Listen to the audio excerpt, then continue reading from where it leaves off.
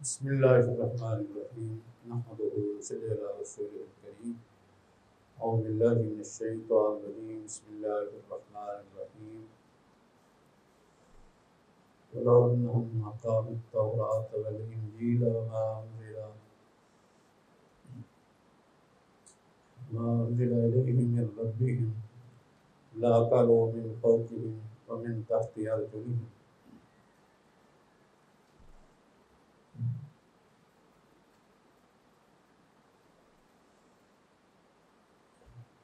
مقاصد کے بارے میں ہم نے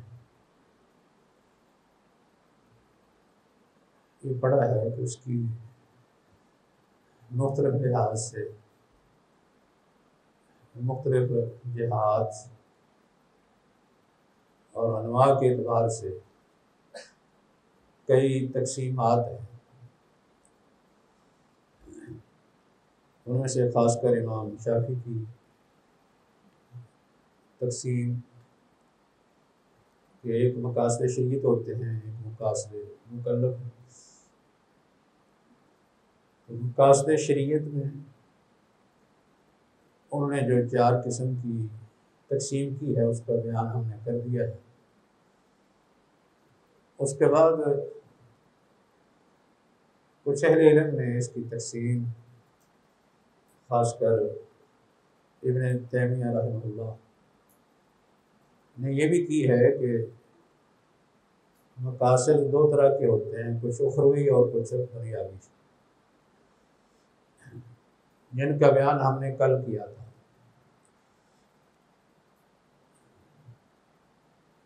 یعنی شرعی احکام میں اصل مقاصد اخروی ہوتے ہیں، اگرچہ ان کے اندر دنیا کے فوائد بھی ہیں، دنیا کی منفعتیں اور مصالحے بھی ہیں،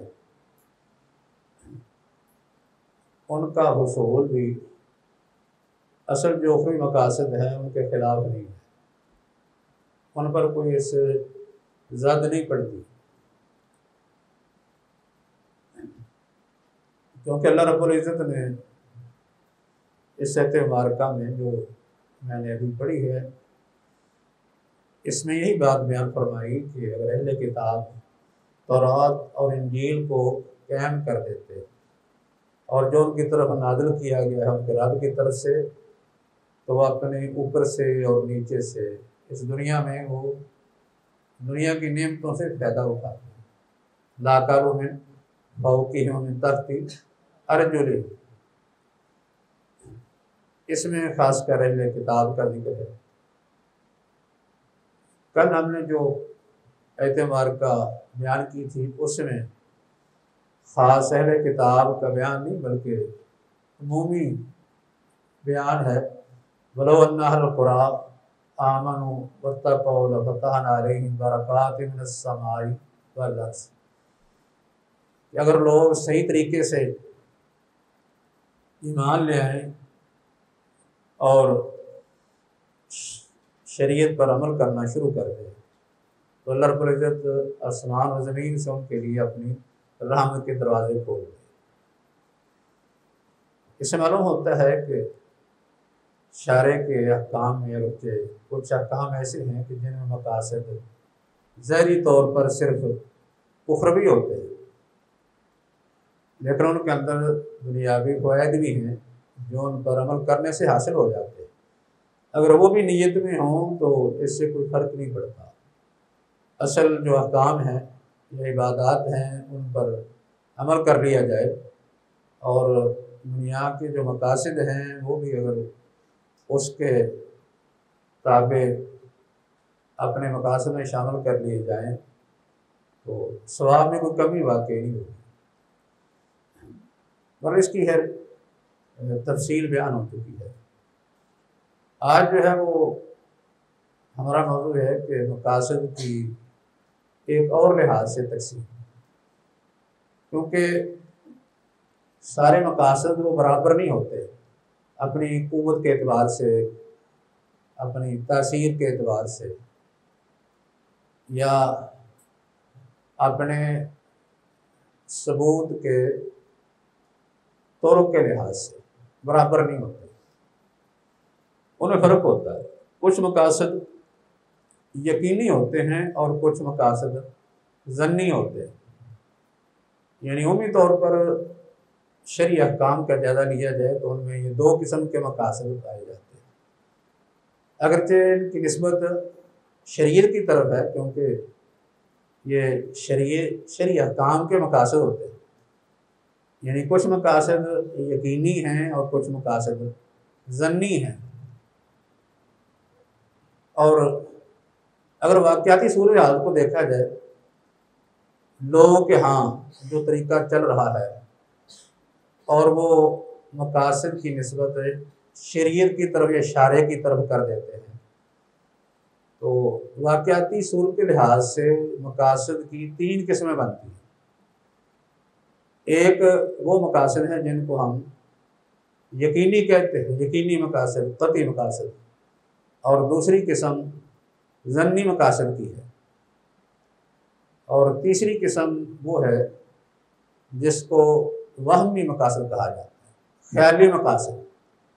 حقیقت میں وہ شریعت کے مقاصد ہی ہوتے، لیکن کیونکہ شریعت کے نام سے وہ مقاصد سامنے رکھے جاتے ہیں یا ان کی طرف یا ان کی نسبت شریعت کی طرف کر دی جاتی ہے، اس لیے انہیں بھی مقاصد شریعت میں شامل کر لیا جاتا ہے، اگرچہ وہ خیالی اور وہمی ہے۔ سب سے پہلے ہم گفتگو کرتے ہیں ان مقاصد کے بارے میں جو مقاصد قطعی ہوتے ہیں، یقینی اور قطعی مقاصد۔ یقینی اور قطعی مقاصد کیسے معلوم ہوتے ہیں؟ یعنی ایسے مقاصد کہ جن کے بارے میں یقین ہوتا ہے کہ شارع کی مراد یہی مقاصد ہے، یعنی یقین سے کہا جا سکتا ہے کہ شارع کا اس کے اندر یہ مقصد ہے، فلاں حکم میں شارع کی مراد یقینی طور پر یہی ہے، اس انداز سے بات کہی جاتی ہے۔ تو کس وقت ہم کسی مقصد کو یقینی یا قطعی کہیں گے؟ یہی شارع کی مراد ہے، یہی شارع کا مقصد ہے، فلاں حکم سے شارع نے یہی معنی مراد لیا ہے۔ یقینی کے لیے ایک بات تو یہ ضروری ہے، یعنی مقاصد یقینی معلوم کرنے کے لیے بھی کچھ طرق ہیں، کچھ ذرائع اور وسائل ہیں جن سے مقاصد کا یقینی ہونا ثابت ہوتا ہے۔ یہ بات ہم پیچھے بھی ذکر کر چکے ہیں، جہاں ہم نے مقاصد کے طرق کا ذکر کیا تھا، وہاں استقراء کا بیان ہوا تھا۔ استقراء سے مراد شرعی احکام کا تتبع ہے، ان کی جستجو اور ان میں شرعی مقاصد کی تلاش کرنا۔ استقراء کے ذریعے سے مقاصد معلوم ہوتے ہیں۔ استقراء تبھی کام ہوتا ہے کہ ایک عالم یا فقیہ یا مجتہد شریعت کے تمام احکام یا اکثر احکام کا جائزہ لے کر اس سے نتیجہ حاصل کرتا ہے کہ شارع کا یہ مقصد ہے۔ یہ یقینی ہوتا ہے کیونکہ اس نے اپنی استطاعت کے مطابق تمام شرعی احکام یا دلائل یا نصوص کا جائزہ لے کر یہ بات کی ہوتی ہے۔ اگر وہ استقراء مکمل نہیں کر سکتا، ناقص ہے، تو پھر اسے استقراء ناقص کہتے ہیں، اور استقراء کے ذریعے سے ثابت ہونے والا مقصد یقینی نہیں، وہ ظنی ہوگا۔ ظنی پر بھی عمل کیا جا سکتا ہے، قطعی پر تو عمل قطعی یقینی ہے، لیکن ظنی پر بھی عمل کیا جاتا ہے۔ تو مقاصد یقینی کیسے معلوم ہوں گے؟ ایک تو استقراء کے ذریعے سے، مکمل جب استقراء ایک عالم کر لے گا، اس کے نتیجے میں وہ یہ بیان کرے گا کہ شارع کا مقصد یہ ہے۔ جیسے اس کی جو مثال ہے وہ ایک تو ہر آسانی کی دی جاتی ہے نا، اسلام کے اندر آسانی یہ ایک مقصود ہے، اور یہ مقصود یقینی ہے۔ شرعی احکام کے استقرار سے یہ بات معلوم ہوتی ہے کہ شارع کا شرعی احکام دیتے وقت یہ مقصد رہا ہے کہ لوگوں کو آسانی مہیا کی جائے استقرار کے نتیجے میں. جیسے کہ ہم اس کی اور مثالیں دے سکتے ہیں استقرار کے ذریعے سے. اگر جائزہ لیا جائے تو جیسے آسانی اور یہ یسر یہ شارع کا ایک مقصد یقینی ہے، ایسے ہی رفع الحرج بھی ہے، یعنی تنگی کو دور کرنا. رفع الحرج کہ شارع جیسے لوگوں کے لیے آسانی مہیا کرتے ہیں اور یہ مقصد ہے، ایسے ہی ان سے تنگیوں کو دور کرنا. ایسے ہی عدل و انصاف کا قیام. یہ پوری شریعت کا جائزہ لینے سے استقرار سے نتیجہ نکلتا ہے کہ ہماری شریعت یا شارع عدل کے قیام کو چاہتے ہیں، یعنی ان کا مقصد ایک قطعی یہ ہے کہ عدل قائم ہو جائے، انصاف قائم ہو جائے. اور باقی دوسرے مقاصد بھی ہیں. یہ بات ہم شریعت کے استقرار سے کہہ سکتے ہیں کہ دین کی حفاظت یہ شریعت کا ایک قطعی مقصد ہے. مثلا دین کی حفاظت یہ شریعت کا قطعی مقصد ہے. نفس کی حفاظت یہ بھی ایک قطعی مقصد ہے، یعنی جن کو ہم ضروریات خمسہ کہتے ہیں. 5 مقاصد، 5 ضروریات کا تحفظ. یہ ساری جو ہیں وہ مقاصد قطعی کی مثالیں، قطعی مقاصد ہیں یہ کہ شریعت کا یا شرعی احکام کا یا نصوص کا جائزہ لینے کے بعد اس نتیجہ پر ایک مجتہد یا فقیہ پہنچتا ہے کہ شارع کے مقاصد میں سے دین کی حفاظت، نفس کی حفاظت، جان مال عزت اور نسل کی حفاظت. اس کی کچھ وضاحت پہلے ہو چکی ہے، اگرچہ اس کی تفصیلات علماء نے کافی بیان کی ہیں کہ اس کے لیے ہمیں شریعت نے کیا کچھ کرنے کے لیے کہا ہے، کون کون سے احکام دیے ہیں جن سے دین کی حفاظت ہوتی ہے یا نفس، نسل، عزت و آبرو، عقل اور مال کی حفاظت ہوتی ہے. پر یہ مثالیں مقاصد قطعی یقینی کی ہیں. دوسرا طریقہ مقاصد یقینی کو معلوم کرنے کا وہ اجماع بھی ہے. اجماع کے ذریعے سے کسی مقصد پر سب علماء کا اتفاق ہو جائے تو یہ مقصد بھی یقینی بن جاتا ہے. یہ چیزیں جو ہم نے بیان کی ہیں یہ تقریباً یہ بھی اجتماعی ہیں ساری، ان میں کسی کا کوئی اختلاف نہیں ہے. مثلا اسلام کے اندر جو ہے وہ آسانی ہے، اور اسلام انصاف کا نظام ہے. اسلام کے اندر تنگی نہیں ہے. یہ چیزیں اتفاقی ہیں. اسلام دین کی حفاظت کرتا ہے، جان کی حفاظت کا ضامن ہے، عزت آبرو، عقل اور مال کی حفاظت کی گارنٹی دیتا ہے. یہ چیزیں اتفاقی ہیں علماء کا، اس میں کوئی اختلاف نہیں. باقی کسی مقصد کو معلوم کرنے کا ایک طریقہ نص ہوتی ہے. جب کسی نص میں کسی مقصد کو بیان کر دیا جائے تو وہ بھی یقینی ہوتا ہے، اس میں کوئی دوسرا استعمال نہیں ہوتا. جیسے یہ جو مثالیں ہم نے ذکر کی ہیں ان کے بارے میں نصوص بھی ہیں. یرید اللہ بکم اليسر ولا یرید بکم العسر. یہ نصاً اللہ نے بیان کر دیا کہ اللہ آسانی چاہتا ہے، تنگی نہیں چاہتا. اسلام کے اندر طہارت و نظافت کا حکم کیسا ہے؟ اسلام کے مقاصد میں سے یہ مقصد ہے کہ لوگ جو ہیں وہ صاف ستھرے رہیں. یہ مقصد یہ بھی یقینی ہے، صفائی ستھرائی کا مقصد یقینی ہے. ہمیں اس پر بھی کسی کا کوئی اختلاف نہیں ہے کہ کوئی کہے کہ نہیں اسلام کے اندر صفائی مطلوب نہیں ہے. باقی اللہ رب العزت نے باقاعدہ نصوص کے اندر بھی اس کا بیان کر دیا ہے۔ قرآن کہتا ہے یرید اللہ ان یطہر، اللہ تمہیں پاک کرنا چاہتا ہے۔ یہ پاکی جسمانی بھی ہے، روحانی بھی ہے، اللہ پاک کرنا چاہتا ہے۔ الطہور شطر الایمان کہا گیا ہے کہ طہارت کو آدھا ایمان، اس کی اہمیت کی خاطر اس کو آدھا ایمان کہہ دیا ہے۔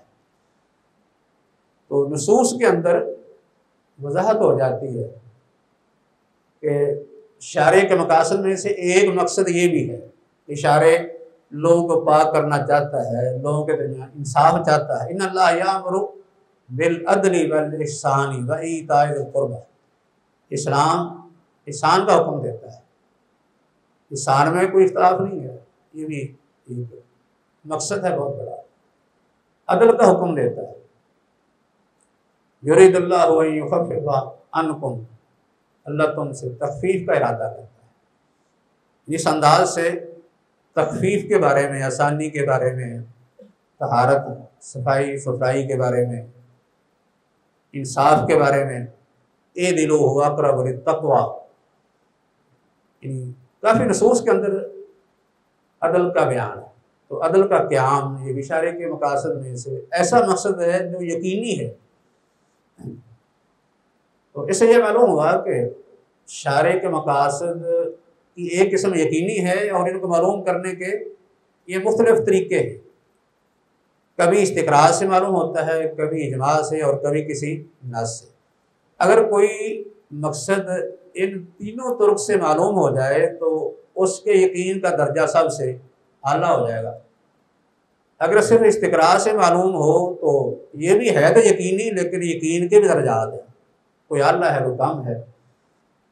اگر کسی ایک طریق سے کوئی مقصد ثابت ہو جاتا ہے تو یقینی، اگرچہ یقین کا یہ درجہ دوسرے سے کم ہوگا جس میں کئی طرق اکٹھے ہو جاتے ہیں۔ تو اس لیے یہ ایک مقاصد کی تقسیم ہے جس میں ہم کہہ سکتے ہیں کہ شریعت کی یہ مقاصد یقینی ہیں، اور یہ یقینی کیسے ثابت ہوئے؟ ان طرق سے جو طرق یقینی مقاصد کا اس بات کرتے ہیں، ان میں سے ایک سے ہو جائیں، دو سے ہو جائیں، زیادہ سے ہو جائیں۔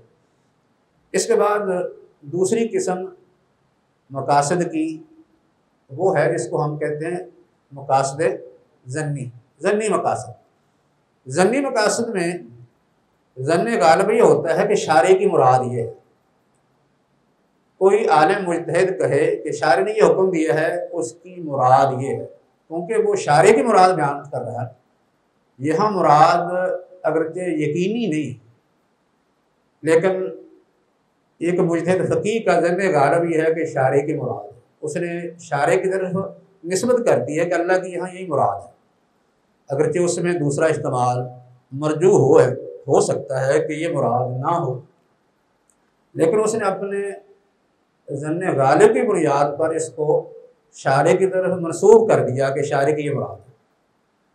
ظنی مقاصد کیسے معلوم ہوتے ہیں؟ یہ بھی ایک تو طریقہ استقراء کا ہی ہے، استقراء کے ذریعے سے معلوم ہو جاتے ہیں، لیکن یہ استقراء جو ہے وہ ہے جو کامل نہیں ہوتا بلکہ ناقص ہوتا ہے۔ ایک عالم مکمل استقراء نہیں کر سکتا، پورے دلائل جو ہیں ان کا جائزہ یا غالب یا اکثر دلائل کا جائزہ وہ نہیں لے سکا، اس نے ناقص استقراء کی بنیاد پر کہہ دیا کہ اس حکم میں شارع کا یہ مقصد ہے،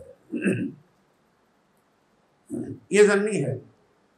دوسرا یہ بھی ہوتا ہے کہ کسی وقت ایک مجتہد یا کوئی عالم اپنے اجتہاد، اپنے استنباط یا اپنے غور و فکر سے کوئی مقصد بیان کرتا ہے، کہتا ہے کہ اس حکم میں یا اس عمل میں یہ مقصد ہے، اس کام کے اندر یہ مقصد ہے، اور یہ شارع یا شریعت کے مقاصد میں سے ایک مقصد ہے، تو یہ مقصد ظنی ہوگا، کیونکہ یہ کسی عالم کی اپنی سوچ ہے، اس کی اپنی ایک فکر ہے، یا اس کا اپنا ایک استنباط، اپنا اتحاد ہے جس میں خطا کا امکان ہے۔ اس لیے یہ مقاصد ظنی ہیں، ظنی مقاصد کا بھی اعتبار کیا جاتا ہے، یعنی ان کا لحاظ بھی کیا جاتا ہے، اگرچہ قطعی کی طرح تو نہیں، لیکن بہرحال ان کا لحاظ بھی اہل علم کرتے ہیں۔ ان مقاصد کی روشنی میں بھی احکام دیے جاتے ہیں، فتوے دیے جاتے ہیں، فیصلے دیے جاتے ہیں۔ مثال کے طور پر جیسا کہ کوئی آدمی جو ہے وہ گم ہو جاتا ہے، اب اس کی بیوی کا معاملہ پیچھے لٹکا ہوا ہے۔ ایک آدمی گم ہو گیا، اس کا علم نہیں ہو رہا کہ وہ زندہ ہے، فوت ہو گیا ہے، کہاں نہیں۔ تو اب اس عورت کے بارے میں فیصلہ کیا کرنا ہے کہ اپنے خاوند کے نکاح میں رہے گی، عقد میں رہے گی، یا کہ اس کو آزاد کر دیا جائے۔ آزاد کرنے کے لیے ایک مجتہد، ایک عالمی فتویٰ دیتا ہے کہ اس کا نکاح ختم کر دیا جائے۔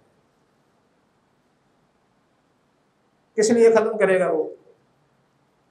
اس کا مقصد کیا ہے کہ اس عورت کو ضرر سے بچایا جائے، یعنی خاوند کا پتہ نہیں چل رہا۔ اب ایسا تو نہیں ہے کہ وہ ساری زندگی خاوند کے انتظار میں بیٹھی رہے، ساری زندگی انتظار نہیں کرے گی، وہ بیچاری جو ہے وہ تو اس طرح پوری زندگی جو ہے وہ ضرر میں رہے گی، نقصان میں رہے گی، اس کی زندگی جو ہے وہ بڑی تنگی مشکل کی گزرے گی۔ تو اس کو اس تنگی سے نکالنے کے لیے، ضرر سے بچانے کے لیے یہ وہ فتویٰ دیتا ہے، یہ فیصلہ کر دیتا ہے کہ یہ عورت جو ہے وہ اپنے خاوند کے عقد سے آزاد ہے، ضرر سے بچانے کے لیے۔ یہ مقصد یہ کیا ہے؟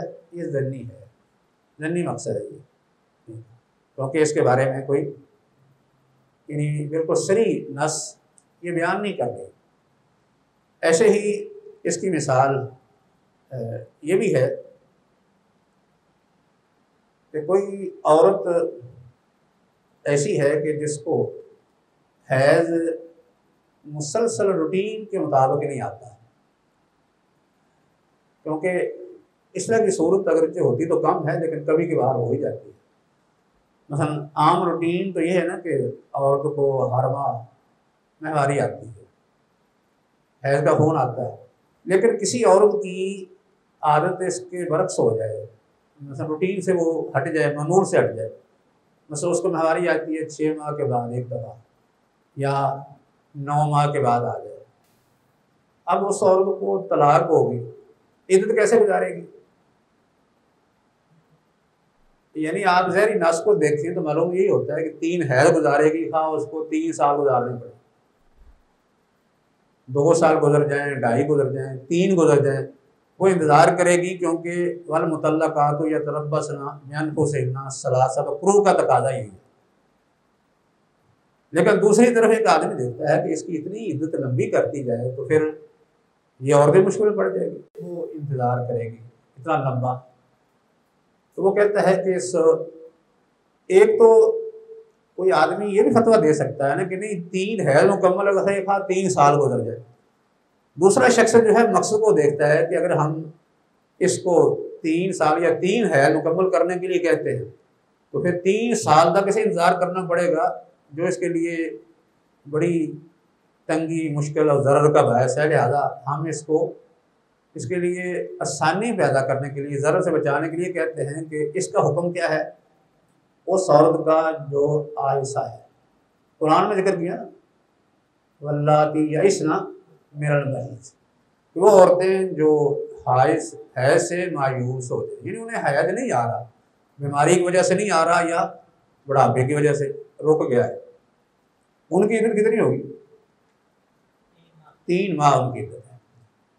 تو وہ یہ فتویٰ دیتا ہے کہ یہ 3 ماہ گزارنے کے بعد عدت سے یہ آزاد ہو جائے گی، اس کے بعد آگے نکاح کرنا چاہے تو یہ کر سکتی ہے ضرر بچانے کے لیے۔ یہ اس نے ایک مقصد جو ہے وہ استنباط کیا، یعنی استنباط نصوص سے ہوتا ہے، نصوص سے وہ ایک مقصد مستنبط کرتا ہے، لیکن اس کا یہ مقصد ظنی ہے، قطعی نہیں ہم کہہ سکتے۔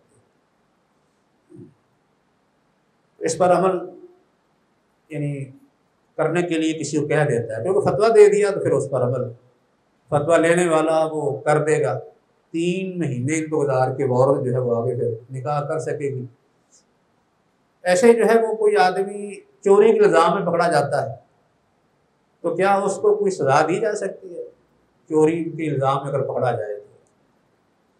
ویسے تو اصول یہ ہے نا کہ چوری ثابت کرنے کے لیے 2 گواہ چاہیے، یا تو خود اقرار کر لے یا گواہ چاہیے، لیکن اگر اقرار بھی نہیں کرتا، گواہ بھی نہیں ہوتے، صرف اس کو اقرار کروانے کے لیے اس کو کوئی سزا دی جائے تو دی جا سکتی ہے کہ نہیں؟ یہ مسئلہ بھی جو ہے وہ کوئی صریح نہیں ہے واضح اس کے بارے میں، یعنی کوئی ڈس کہ ضرور اس کو سزا دی جائے، یہ طریقہ کار اختیار کیا جائے، یہ نہیں۔ تو اس میں بھی کچھ اہل علم نے کہا ہے کہ اس کو سزا کچھ دی جا سکتی ہے، یہ اعتراف اقرار کروانے کے لیے جب اس پر کوئی تہمت لگ جائے، جس طرح کہ آج کل ہمارے یہاں ایسے ہوتا ہے کہ جس کے بارے میں کوئی شک ہو کسی نے چوری کی، اس کو پکڑتے ہیں اور کمرے میں بند کر دیتے ہیں، کمرے بند کر دیا، اس پر کوئی دباؤ ڈالا، کچھ جو ہے اس کو ہراساں کیا یا کوئی سزا کی دھمکی دی، اس طریقے سے اکثر وہ خود ہی مان جاتا ہے۔ بلکہ پولیس والے تو خیر اور بھی کچھ کر دیتے ہیں، وہ جو چور نہیں اس کو بھی منوا لیتے ہیں، یعنی کچھ سزا جو ہے وہ اگرچہ اس طرح کی سزا تو خیر نہیں دینی چاہیے، ایک حد سے جو تجاوز کر جائے، جس طرح کہ عام طور پر چوروں کے ساتھ کیا جاتا ہے، بعض دفعہ شک و شبہ کی بنیاد پر بھی اتنی سزا دی جاتی ہے تو ویسے معذور ہو جاتا ہے یا ویسے ہی وہ فوت ہو جاتا ہے۔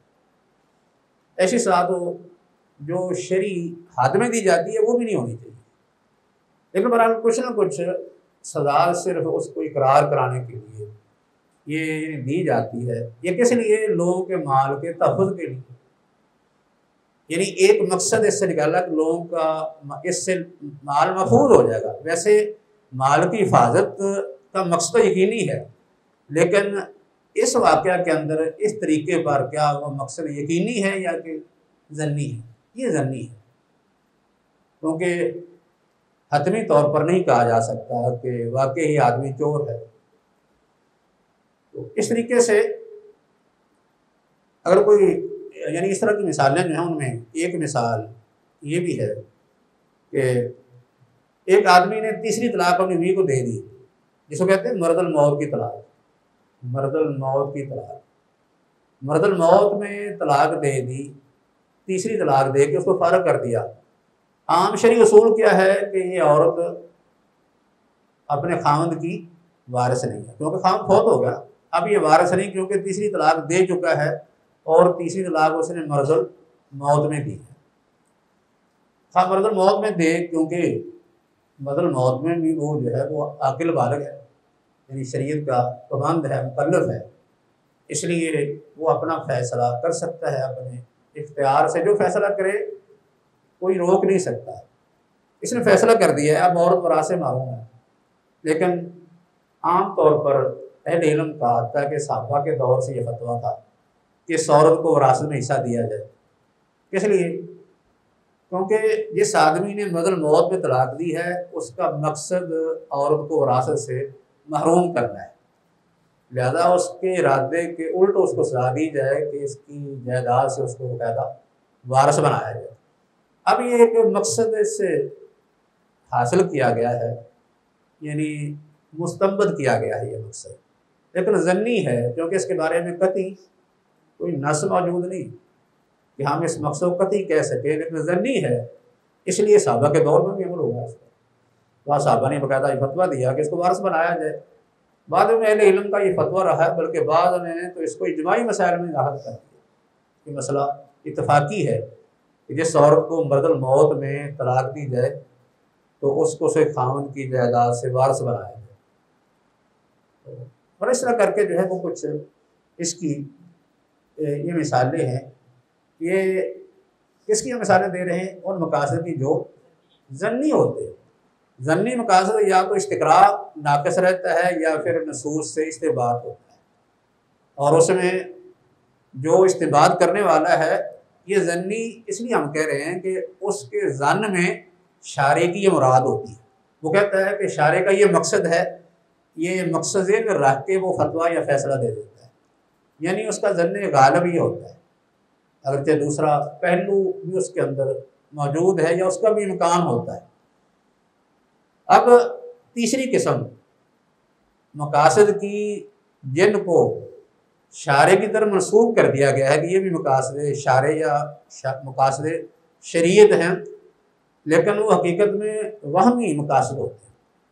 وہمی مقاصد وہ ہے کسی کو ایک خیال آ جائے کہ یہ بھی ایک مقصد ہے، اس کا اپنا وہم ہو، حقیقت میں وہ شارع کے مقاصد میں شامل نہیں ہو، تو ایسے مقاصد کا جو ہے وہ اعتبار نہیں کیا جاتا، رد کر دیے جاتے ہیں، کیونکہ ان مقاصد کو جو رد کر دیے جاتے ہیں اس طریقے کے مطابق اخذ نہیں کیا ہوتا جو طریقہ اصل مقاصد کو معلوم کرنے کا ہے۔ کون سے مقاصد وہاں بھی شمار ہوں گے؟ ایسے تمام مقاصد جو کوئی آدمی یا کوئی عالم بیان کرے، کوئی فقیہ مجتہد بیان کرے کہ شارع کے مقاصد میں سے یہ بھی مقصد ہے، یا اس کام کے اندر یہ مقصد ہے، یا اس فتوے کے اندر یا اس فیصلے کے اندر یہ مقصد ہے، لیکن وہ مقصد شرعی نصوص سے ٹکرا رہا ہو، اس مقصد کو کیا کہیں گے؟ یہ وہمی ہوگا، وہمی مقصد، شرعی نصوص سے ٹکرانے والا مقصد یہ وہمی مقصد ہوگا۔ اس کے وہم میں، اس کے خیال میں آ گیا ہے کہ یہ بھی ایک مقصد ہے، حقیقت میں مقصد شرعی نہیں ہے، اس کا اپنا یہ خود ساختہ یہ مقصد ہوگا۔ جیسا کہ اس کی ایک مثال کچھ اہل علم نے اپنی کتب میں ذکر کی ہے کہ اندلس کے اندر ایک فقیہ مالکی سے پوچھا گیا، فتویٰ پوچھا گیا ایک حاکم کے بارے میں، اس نے یعنی دن کے وقت رمضان کے مہینے میں روزے کی حالت میں اپنی بیوی سے صحبت کر لی ہے، اس کی سزا کیا ہے؟ شرعی طور پر اس کی سزا کیا بیان ہوئی؟ یعنی ایک گردن آزاد کرے، سب سے پہلے گردن کا ذکر نا، آپ نے سلمہ بن صخر بیاضی کو یہی فرمایا تھا نا، آتے کو رقبہ، گردن آزاد کر۔ اس کے بعد اس نے کہا کہ میں نہیں کر سکتا، اور فرمایا پھر 2 مہینے کے روزے رکھ۔ اس نے کہا کہ یہ کام بھی نہیں کر سکتا، تو پھر آپ نے فرمایا کہ 60 مسکینوں کو کھانا کھلا۔ اگر اس میں ایک مخصوص صورت پیدا ہو گئی کہ وہ کھانا بھی نہیں کھلا سکتا تھا، تو آپ نے فرمایا کہ بلکہ پھر یہ تھا کہ وہاں کھجوروں کا ٹوکرا کوئی تھا، آپ نے فرمایا کہ چلو یہ جا کے لوگوں میں یعنی غریبوں میں تقسیم کر دو، کیونکہ غریبوں کو مساکین کو کھلانا ہے۔ لیکن اس نے کہا کہ مجھ سے زیادہ کوئی مدینہ میں غریب نہیں ہے، تو وہ کھجوریں بھی لے گئے، یعنی مخصوص صورت پیدا ہوئی۔ لیکن عام طور پر کوئی آدمی اگر دن کے وقت صحبت کر کے اپنا روزہ خراب کر لیتا ہے تو اس کا کفارہ کہ گردن آزاد کرنا، اگر نہ کر سکے 2 مہینے کے روزے، اگر یہ نہ کرے تو پھر 60 مسکینوں کو کھانا کھلانا۔ لیکن اس مالکی فقیر نے فتویٰ دے دیا کہ اس کو 2 مہینے کے روزے رکھنے بس، یعنی کسی نے پوچھا کہ تو نے صرف 2 مہینے کے روزے کو فتویٰ دے دیا ہے، تو باقی وہ پہلے جو گردن آزاد کرنا ہے وہ کو چھوڑ دیا ہے؟ اس نے کہا کیونکہ اس کے پاس بہت سے غلام ہیں، تو یہ غلام آزاد کر دے گا، اس کو سزا تو کوئی نہ ملی، پھر دوبارہ پھر یہ کام کرے گا، پھر ایک غلام آزاد کر دے گا، پھر یہ کرے گا، پھر یہ غلام آزاد کر دے گا، تو یہ تو اس کی سزا نہیں ہے۔ اس لیے جب روزے رکھے گا تو روزے والی سزا جو ہے وہ اس کو صحیح طرح یعنی اس کام سے زجر و توبیخ کا ذریعہ بنے گی، اس لیے میں نے یہ فتویٰ دے دیا۔ تو یہ فتویٰ جو تھا اس میں اس نے مقصد سامنے رکھا نا، ایک مقصد یہ ہے کہ اس کو کس طریقے سے روکنا ہے، اس کام سے روکنے کے لیے کام کرنا، ایسا فتویٰ دیا جائے جیسے یہ روک سکے، تو اس کو رد کر دیا گیا، اس لیے کیونکہ یہ نص کے خلاف تھا، نص کے خلاف ہونے کی وجہ سے اس کو رد کر دیا گیا کہ یہ جو مقصد ہے یہ مردود ہے، یہ وہمی خیالی ہے، اس کا اعتبار نہیں کیا گیا۔ جیسے کوئی آدمی مثلا یہ ہے کہ غریب آدمی نے گردن تو آزاد نہیں کرنی، قسم کا کفارہ ہے، روزے رکھنے مشکل ہوتے ہیں، یہ زہار وغیرہ کے 60 روزے، قسم کفارے میں 3 روزے ہیں اور دوسری طرف 60 مسکینوں 10 مسکینوں کا کھانا یا لباس ہے۔ اب ایک غریب آدمی جو ہے وہ کیا کرے گا، 3 دن کے روزے رکھ لے گا، اس کے لیے آسانی اس میں ہے، اس کو بند کر کے تو نے ضرور جو ہے وہ 10 مسکینوں کو کھانا ہی کھلانا ہے، یہ لباس ہی دینا ہے، کیونکہ تیری سزا صحیح پھر ہی بنے گی جب تو مال کر کے کرے گا، کیونکہ تیرے پاس مال نہیں ہے۔ تو روزے 3 رکھے گا تو تجھے اس سے کیا سبق حاصل ہوگا؟ اس طرح کی بات کر دے تو یہ بھی اس کا یہ مقصد وہمی خیالی ہوگا، یہ شرعی لحاظ سے مردود ہے، کیونکہ نص کے یہ خلاف ہے۔ تو اس طرح کے مقاصد وہمی وہ نص کے خلاف ہونے کی وجہ سے بس اوقات ہوتے ہیں، یعنی نص سے ٹکرانے کی وجہ سے۔ کچھ ایسے ہیں کہ وہ مقاصد اس طریقے سے حاصل کیے جاتے ہیں جو مقاصد حاصل کرنے کا کوئی شرعی طریقہ نہیں ہوتا۔ جیسے ہم نے بیان کیا ہے نا کہ شارع کے مقاصد کیسے معلوم کیے جاتے ہیں، اس کے لیے باقاعدہ طرق ہیں، کچھ وسائل ہیں۔ اگر کوئی شخص ان کو چھوڑ کر مقاصد کا استنباط کرتا ہے یا مقاصد معلوم کرتا ہے تو یہ مقاصد بھی اس کے جو ہے مردود ہوں گے، رد کر دیے جائیں۔ ان مقاصد میں سے جو کسی کے وہمی اور خیالی ہیں اور اس کا طریقہ جو ہے وہ یعنی غیر شرعی کسی نے اختیار کیا ہے، یعنی مطلب کہ اپنی اس کی رائے، اپنا ہی جو ہے وہ اس کا اتحاد ہے، لیکن اتحاد بھی غیر شرعی طریقے سے۔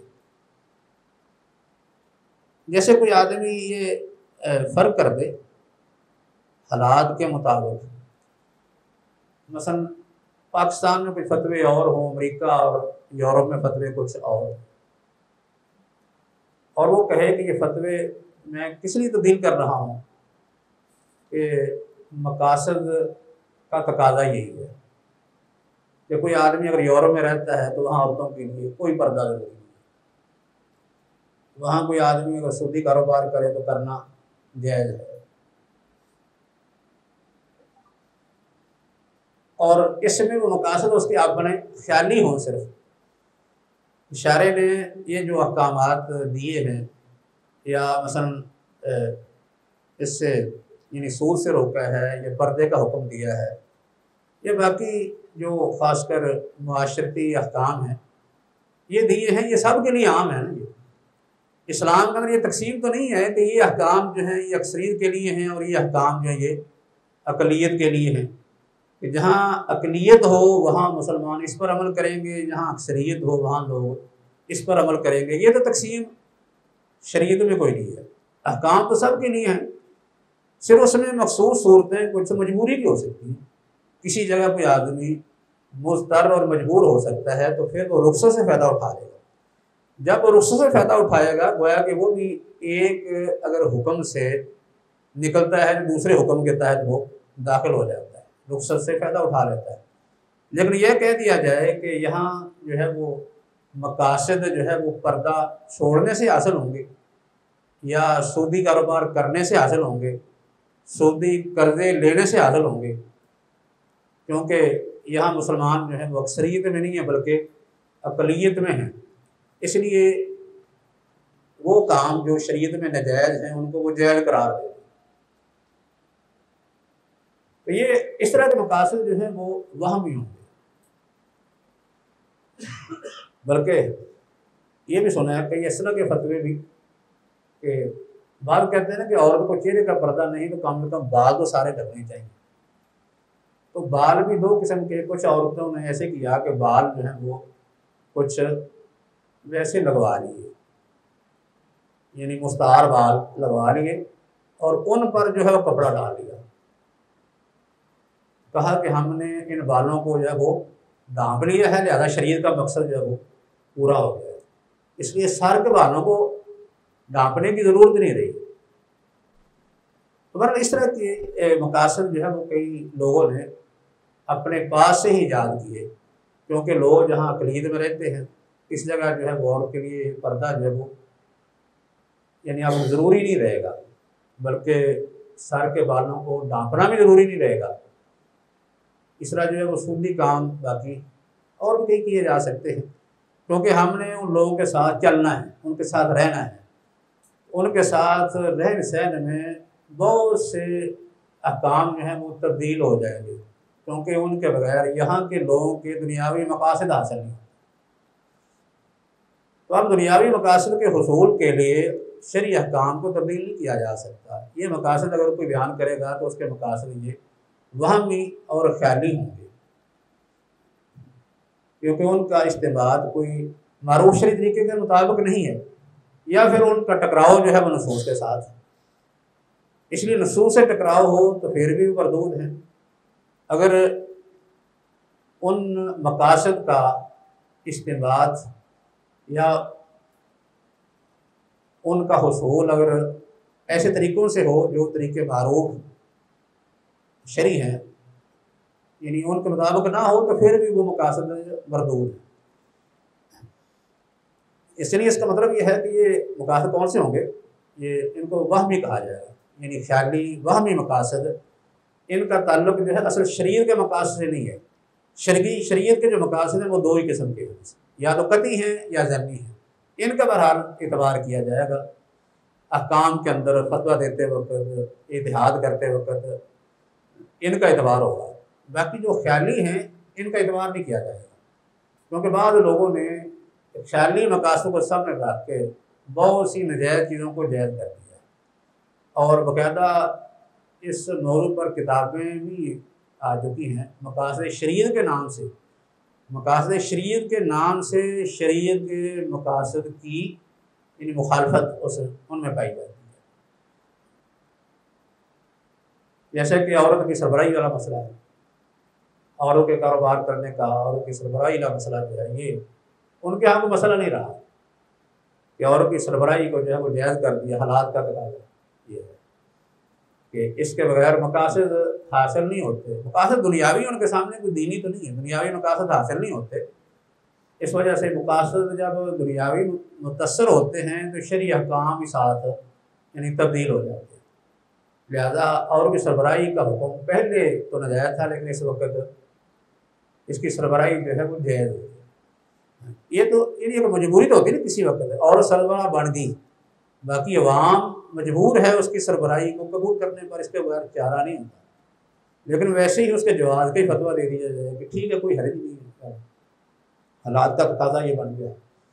اس طرح باقی معاملات کے اندر کہ عورت مردوں کے برابر بالکل برابر سارے کام کر سکتی ہے، اور اس میں جو ہے وہ شرعی حدود قیود کی بندی بھی نہ رہے۔ تو اس طرح کے جو مقاصد ہیں وہ کسی کے یہ وہمی خیالی خود ساختہ ہی ہو سکتے ہیں، یعنی حقیقی مقاصد کے ساتھ اس کا تعلق نہیں ہے، کیونکہ شریعت کے اندر لوگوں کے مقاصد کا ضرور لحاظ رکھا گیا ہے، لیکن ان مقاصد کا حصول جو ہے وہ کس طریقے سے ہونا چاہیے؟ شرعی احکام پر عمل کر کے ہی ہونا چاہیے۔ باقی رہے گا کسی وقت شرعی کسی حکم پر عمل کرنا ممکن نہیں رہتا، تو اس کے لیے پھر رخصتیں دی گئی ہیں۔ رخصتوں سے اضطراری حالت میں فائدہ اٹھایا جا سکتا ہے۔ تو اس میں جب ہم رخصت میں فائدہ اٹھائیں گے تو شرعی حکم میں کوئی تبدیلی نہیں آتی، کیونکہ شریعت کا اصول یہ ہے کہ ایک قسم احکام کی جن کو عزیمت کہتے ہیں، اور دوسری قسم جن کو ہم رخصتیں کہتے ہیں۔ اگر عزیمت پر عمل ہو سکتا ہے عزیمت پر کریں، اگر نہیں ہو سکتا رخصت پر عمل کر لیں، لیکن آپ اپنے پاس سے کسی حکم کو تبدیل نہیں کر سکتے، اور اس میں خاص کر دلیل بنایا جائے کسی مقصد کو۔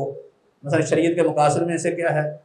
آسانی ہے۔ مثلا آسانی کو مقصد بنا کے آپ جو ہیں وہ ناجائز کام کو جائز کر دیں کہ شریعت کے اندر کیونکہ آسانی ہے، لہذا پردہ کرنے میں یہاں مشکل ہے، اس وجہ سے آسانی کا جو مقصد اس کو سامنے رکھ کے پردے کو جائز کر یہی ختم کر دیا جائے، تو پردہ ہے ہی نہیں۔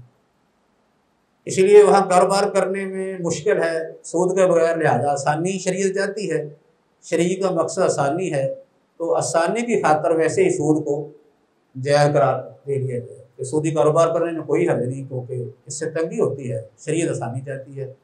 یرید اللہ الیسر، مطلب یہ ہے کہ شریعت کے جو مقاصد ہیں ان کا ناجائز استعمال کیا جائے۔ اور اس طرح کے مقاصد جو وہمی ہیں وہ مردود ہو گئے، ان پر عمل نہیں کیا جائے۔ زندگی شعور سے، الحکمہ انٹرنیشنل۔